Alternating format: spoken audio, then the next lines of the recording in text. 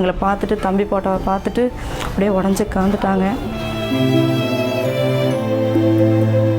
கோர்ட்டில் இழுவையில் இருக்குது. இப்போதைக்கு இது நான் கரூருக்கு வர்றேன், எப்போன்னு சொல்ல முடியாது. சனுஜ் வர்சன் அவர் எங்கள் அண்ணன் பையன்தான். அது வந்து அவர் இந்த கூட்டத்தில் போய் இறந்துட்டாங்க. அவர் வந்து 41 பேர் இறந்துட்டாங்க. இதுக்கு அவர்னால விஜய்னால் வர முடியல. நாங்கள் அங்கே கூப்பிட்டாங்க. நாங்கள் அங்கே போய் எல்லாமே இங்கேருந்து காரில் வச்சு கூப்பிட்டு போனாங்க. முருகன் கோயிலில் வெண்ணமலையில் போய் அங்கேருந்து பஸ்ஸில் கூப்பிட்டு போய் சேஃப்டியாக சென்னையில்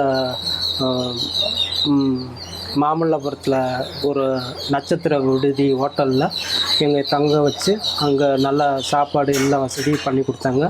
41 பேர் அங்கே இருந்து அவங்களாம் ஒவ்வொருத்தராக விஜய் கூப்பிட்டு கேட்டார். அவர் காலில் எங்கள் காலில் விழுந்தார். நான் சார் வேணாம் சார், நடந்துருச்சு, யாரும் இது அவர் என்ன சொன்னார், எல்லோரும் போய் அழுதாங்க.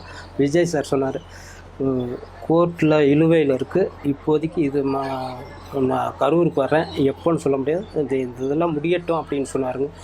அதனால் வெயிட் பண்ணி இப்போ உங்களுக்கு என்ன தேவையோ நான் பண்ணித்தரேன். என் ஆயுள் முழுக்க நான் உங்களுக்கு என்ன தேவையோ அதை பண்ணித்தரேன். அண்ணனா ஒரு தம்பியாக உங்கள் குடும்பத்தில் ஒரு ஆளை நான் என்ன உங்களுக்கு பண்ணணுமோ அதெல்லாம் நான் கடைசி வரைக்கும் பண்ணுவேன் அப்படின்னு சொன்னார்.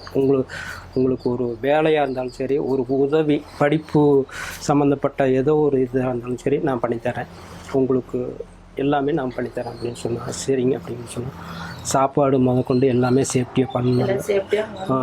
சார் வந்து ரொம்ப முன்னேறதுக்கு ரொம்ப மன அழுத்தத்தில் இருக்கிறார். இப்போதைக்கு அவரால் என்ன பேசுகிறதுனே என்ன பேசுறதுன்னு தெரியாமல் இருக்கார். அந்த சூழ்நிலையில் இருக்கார். முன்னே இருந்ததுக்கு ஆள் ரொம்ப உடஞ்சிட்டார்.